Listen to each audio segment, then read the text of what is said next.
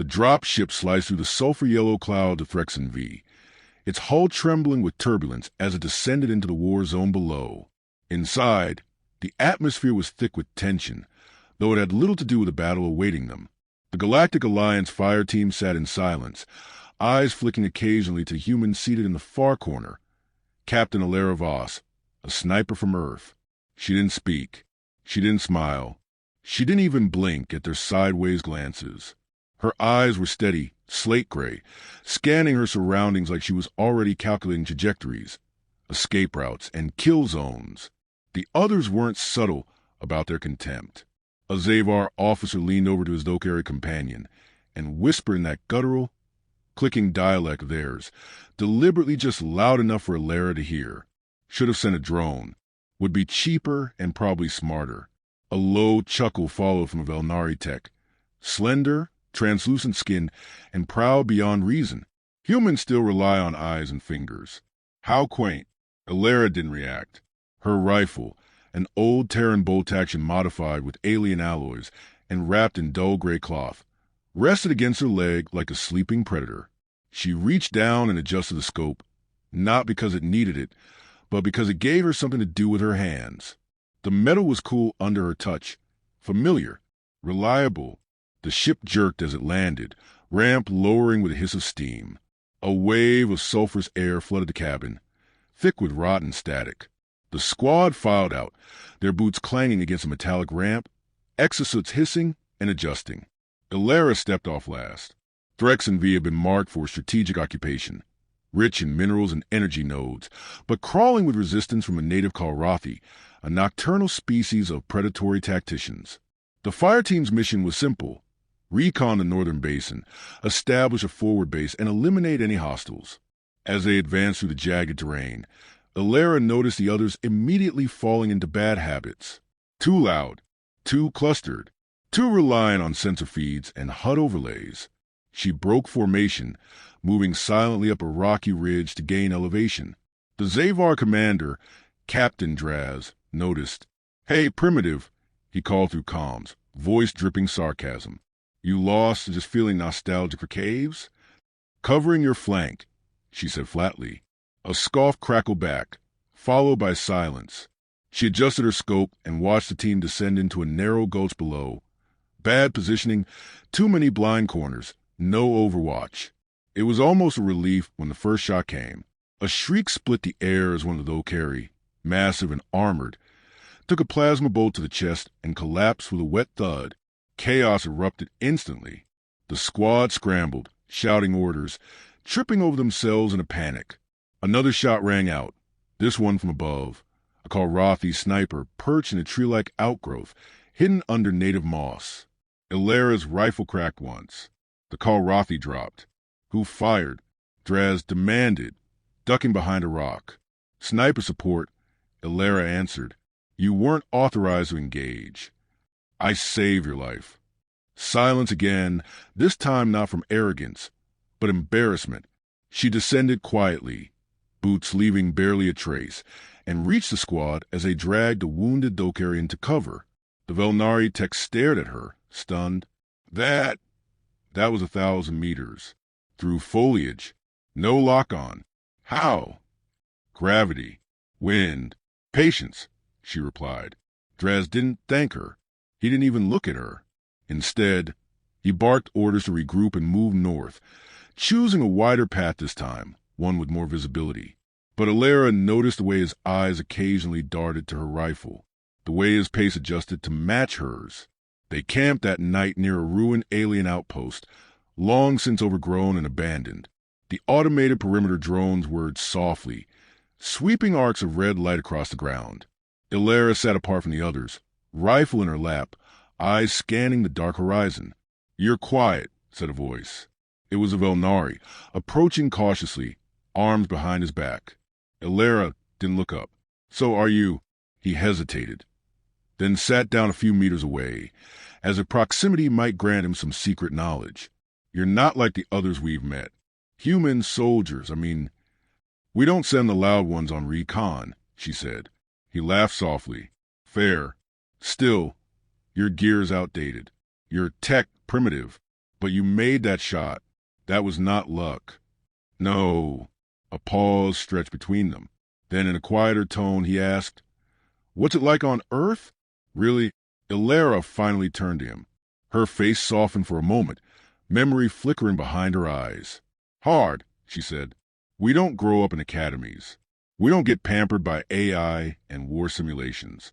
We learn by surviving, and surviving well enough to fight back." He opened his mouth to reply, but a sudden shriek in the distance cut him off. Everyone froze. The shriek came again, inhuman, bone deep, too close. Draz's voice snapped through comms. "Positions. Movement east." Ilara was already standing, scope up, in the distance. Faint figures moved in the shadows. Too fast, too low to the ground to be friendly. "Kilrathi," she said. "Too soon for another wave," Draz replied, tension rising. "We need air support. Won't get through the storm." She marked the lead target, adjusted her aim slightly left to account for drift, and squeezed. One shot. One kill. Another emerged. She dropped him too. The third hesitated just a second too long, and she took that one as well. By the time the others returned fire, the threat had already been halved. When the skirmish ended and the silence settled again, no one laughed. Draz approached, his helmet off now, face grim and calculating. He looked at her rifle, then at her. "Where did you train?" he asked. "Earth," she said simply. He nodded once. Not quite approval, but something shifted in his gaze. Recognition, perhaps. As the squad began securing the perimeter and tending to their wounded, Ilara returned to her post, gaze unwavering. The night was far from over, and they were finally beginning to understand why humanity had survived everything the galaxy threw at it. Not because of superior weapons or numbers, because when the stars turn hostile, it's the predator in the shadows that survives. And tonight, that predator had gray eyes and a rifle that never missed. Rain fell sideways the next morning, blown hard by gale-force winds that howled across the basin. The sky above Threxen V boiled with violet lightning, making the atmosphere crackle and flicker. Visibility dropped. Sensor arrays stuttered, and communications buzzed with static. It was, by all accounts, the worst possible time to move forward. But they had no choice. Their orders had changed overnight. Satellite scans, brief and fragmented, had caught signs of a Kilrathi stronghold hidden deep in the canyons ahead. A forward team was needed to confirm and, if possible, dismantle the outpost. Captain Draz volunteered his unit, perhaps still hoping to prove the human unnecessary. Ilara Voss said nothing. She simply shouldered her rifle and moved out, the others falling into formation behind her like shadows, unsure whether to follow or flee. The terrain grew more treacherous as they advanced. Rocks slick with acidic runoff made footing precarious. The air stung with every breath. Alien flora scraped at armor joints, releasing spores that shimmered in the gloom. Despite all of it, Ilara moved with a hunter's grace, fluid, silent, exact. They reached the ridge overlooking the canyon hours later. Below, nothing moved. No life signs, no heat signatures, no radio chatter. It was too quiet. Draz scanned the valley, frowning. No sign of them. "They're there," Ilara said softly. "You see something?" "No. I feel it." The Zavar scoffed, but kept one hand near his sidearm anyway. The squad moved into the canyon, their boots making wet squelching sounds as they crossed through the muck. That was when the first device went off.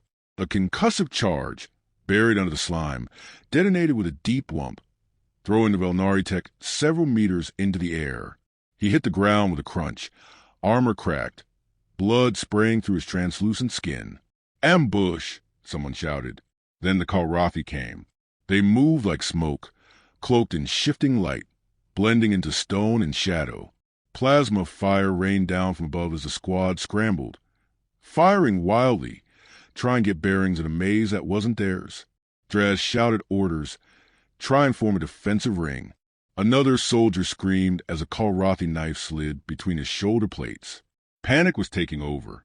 And then, a shot, crisp, clean, echoing through the canyon like the ring of a coal bell. A Kilrathi fell from its perch, its camo field flickering out midair. Then another, and another. Illyra had vanished from the main group, relocated to higher ground, nestled into a crevice with her rifle braced and already firing. Her rounds were not random. They were surgical. First the snipers, then the sappers, then the one coordinating from the rear. Each kill peeled back a layer of the attack. Each pull of the trigger bought the squad another few seconds to regroup. Draz watched in stunned silence as his team, battered and half-blind, managed to form perimeter under the cover of a single human with an outdated rifle.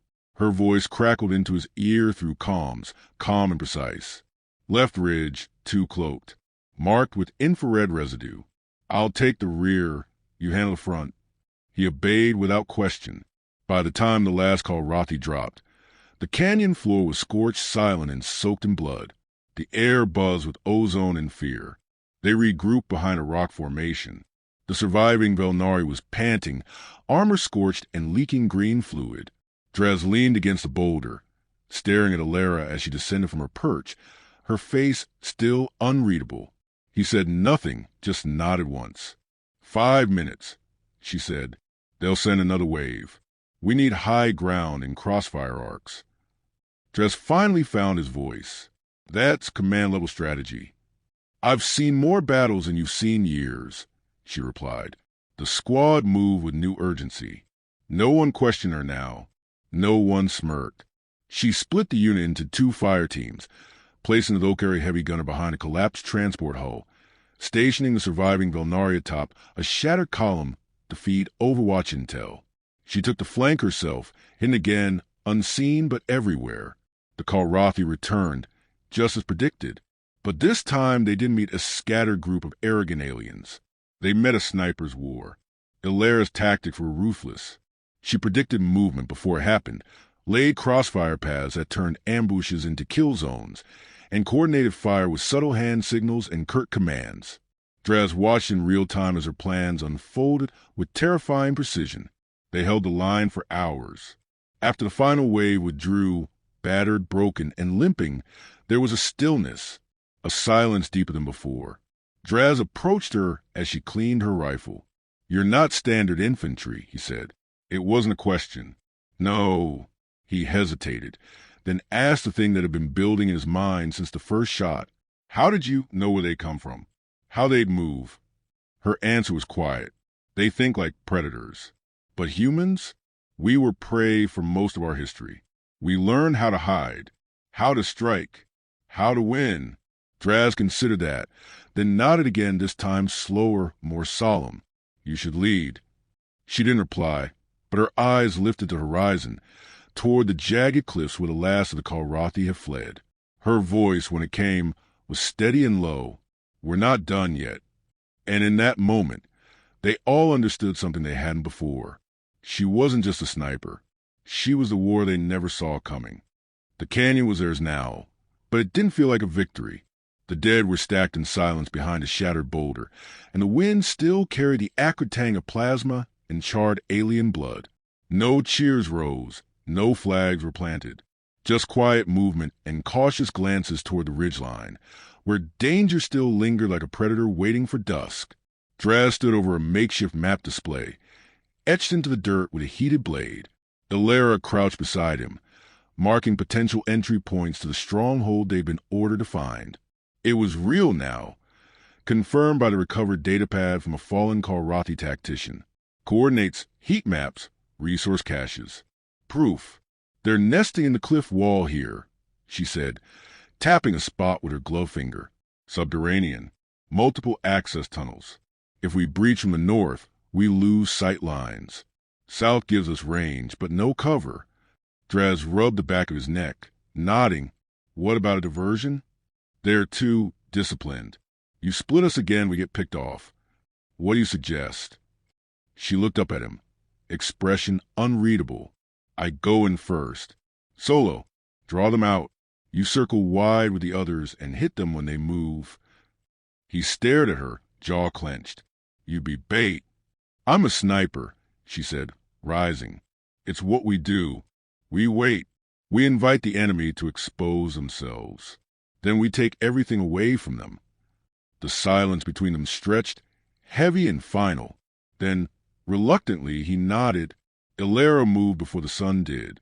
The climb up the southern escarpment was steep and narrow, the rock face crumbling with every step. She moved like she had a pact with gravity, never fully challenging it, only coaxing it into letting her pass. Her gear was stripped to essentials: rifle, knives, thermal suppressors. No comms, no backup. By the time she reached the upper ledge, dawn was a pale smear across the sky. The stronghold entrance was barely visible, carved into the rock like a wound. Alien glyphs glowed faintly near the opening, and the air around it shimmered with residual energy fields. She waited prone in the shadow of a jagged overhang. Time passed slowly. Her breathing slowed. Heart rate dropped. Muscles stilled. A figure emerged from the shadows below. Not Kalrathi, Velnari. Draz. He had followed, against orders, his silhouette flickering with cloak tech. Illyra's jaw clenched. She tapped her earpiece. Dead signal. The storm above must have jammed the short-range band. She gestured sharply, signaling him to retreat. He didn't move. Instead, he pointed behind her. Illyra spun, rifle raised. A Kalrathi scout stood just meters away, half-phase in a shimmer field, blade already drawn. Too close for a shot. She rolled left as the blade came down, metal shrieking as it sparked against rock. Her elbow caught the scout in the chest, and her boot sent him over the ledge before he could recover. Below, more Kalrathi were emerging, no longer hiding. They'd been waiting too, just like her. She scrambled for a new position, but they moved quickly, covering angles, cutting off escape. It was a trap within a trap, and Draz had walked into it. She saw the moment it hit him. Plasma seared across his shoulder as he tried to flank. He collapsed behind a spire of rock, clutching the wound. Blood steamed on the stones. Illyra shifted, snapped her rifle to her shoulder, and fired. One down. She chambered another round. Fired again. Missed. Fired again. A direct hit. Center mass. They weren't scattering like before. They were adapting. She dropped low and sprinted along the ridge, changing angles, leading the Kalrathi toward the valley mouth. Toward the kill zone she'd mapped hours ago. They followed. 3. No, 4. Agile. Coordinated. She reached a marked rock and slid into place just as Draz crawled into view, gasping and bleeding. "They're coming," he managed. "I know." She braced the rifle. The first Kalrathi rounded the bend, an elite, armor etched in command sigils. Her shot hit him between the eyes. He dropped like a stone. The others hesitated. A moment was all she needed. She pulled the second trigger, a detonation charge buried in the canyon floor. The blast shook the ground, throwing the last two attackers into the air, limbs tangled. When the dust settled, she exhaled and rose. Draz was coughing, trying to stand. "You disobeyed orders," she said coldly. "I thought you'd need cover. I needed you alive, not heroic." Despite the scolding, she pulled him to his feet and helped him back down the ridge. By the time they returned to the squad, the mood had shifted again. No one looked at Illyra like a relic now. No sideways glances. No jokes. Just respect. Forged to the kind of understanding only blood and fire create. Draz's wound was stabilized. The Velnari laid out new infiltration routes. The Volcari loaded ammo packs with reverent efficiency. No one asked who would lead the assault into the stronghold. They already knew. Illyra sat at the edge of the camp, rifle across her knees, eyes on the dark wound in the mountains ahead. She had exposed the enemy. Now she would finish the hunt. The descent into the stronghold began without ceremony. No war cries, no banners, no calls for glory. Just quiet motions, last-minute checks, and the grim acceptance of what lay ahead. Illyra led as expected, her boots barely making a sound on the stone. Her rifle was slung across her back, and her sidearm rested in her gloved hand. Every muscle in her body coiled, every sense sharpened. The squad followed with renewed purpose. No longer fractured by doubt, they moved like a unit finally tuned to a singular will, hers. Draz stayed close, his movements slower now, shoulders stiff beneath layers of hastily patched armor. But his gaze remained alert, fierce, and focused on the path ahead. The first tunnel was narrow, carved with purpose into mountain skin, reinforced with alien alloys and symbols that pulsed faintly in the dim light. The walls exhaled a faint metallic scent, the air dense with static charge. Bioluminescent veins traced across the ceiling like veins beneath skin, casting eerie blue-green shadows on their faces. The deeper they moved, the colder it became, not just in temperature, but in presence. It was a chill of being watched, of trespassing into something ancient and cruel. At a junction carved in sharp angles, Alara paused and crouched low. A barely perceptible hum vibrated beneath her boots. A generator, perhaps, or something worse. She studied the space, fingers brushing the floor. Then she spoke, barely above a whisper. "They know we're here." Draz nodded grimly. "They're baiting us in." "Let them. We don't need surprise. We need precision." She gestured, splitting the team. The Thokeri Heavy and the Velnari Tech took the left corridor, looping around the flank. Alara led the rest down the right, toward the central core chamber she'd marked earlier. It was deep beneath the surface, where the heat signatures converged and the alien transmission spikes originated. If they were going to destroy the Kalrathi hold, it had to be there. The corridor opened suddenly into a vast chamber, hidden like a wound within the rock. It was cathedral-like in scale, with high walls lined by vertical energy conduits, each pulsing with a rhythmic blue glow. In the center floated the core, an enormous crystal orb suspended by magnetic fields, its surface alive with shifting alien runes. Surrounding it were Kalrathi's soldiers in armor etched with command insignias, standing like statues, waiting. One of them turned. The silence shattered. Plasma fire ripped through the air as the chamber exploded into chaos. Alara dropped low and fired. Her first shot pierced a Kalrathi's throat. Her second tore through another's eye. Behind her, Draz laid down suppressive fire, his wounded arm trembling but steady. The squad spread out, covering angles, avoiding the narrow funnels that would turn them into corpses. The Kalrathi were prepared. They moved in coordinated bursts, using vertical platforms and wall-mounted rails to attack from above and below. The air stank of ozone, smoke, and blood. Alara darted between cover, bullets and plasma slicing past her. She reloaded instinctively, her motion smooth and practiced. A Kalrathi charged her with twin blades, and she met him head-on, drawing her knife mid-sprint. They collided, weapons flashing in the darkness. She twisted, reversed his grip, and plunged the blade beneath his arm joint. More emerged, commanders, not just grunts. These weren't guards. They were strategists, the mind of the hive, and she was in their nest. "Hold the flanks," she barked. "They want the core. Don't let them force us back." The Velnari Tech had reached the crystal structure and was working furiously, cables snaking from his armor to its surface. Sparks flew as he overrode its protections. "If I can crack it, I can overload the whole grid, but I need time." "You've got 60 seconds, Alara growled, reloading. Draz was hit, again, this time across the thigh. He fell, teeth clenched in agony, but dragged himself to cover and kept firing. The Thokeri roared in frustration, holding the southern approach alone with suppressing fire. They were holding, but barely. Then the chamber darkened. A vibration rose from beneath their feet. The core was waking, reacting. Alara looked at the tech. He nodded. Now or never. She vaulted onto the base of the core, ignoring the heat radiating from the structure. With her last fusion charge, an old Earth relic, forbidden in most systems, she slammed it into a junction near the heart of the crystal. Lights flared. She jumped, shouting to the comms, "Everyone out now!" The explosion didn't just tear through the chamber. It folded it. Sound vanished, replaced by a sharp pressure that crushed the senses. The squad was flung down the corridor by the shockwave. Walls melted behind them, the core collapsing into a sinkhole of white-hot energy. Then silence. Rubble settled.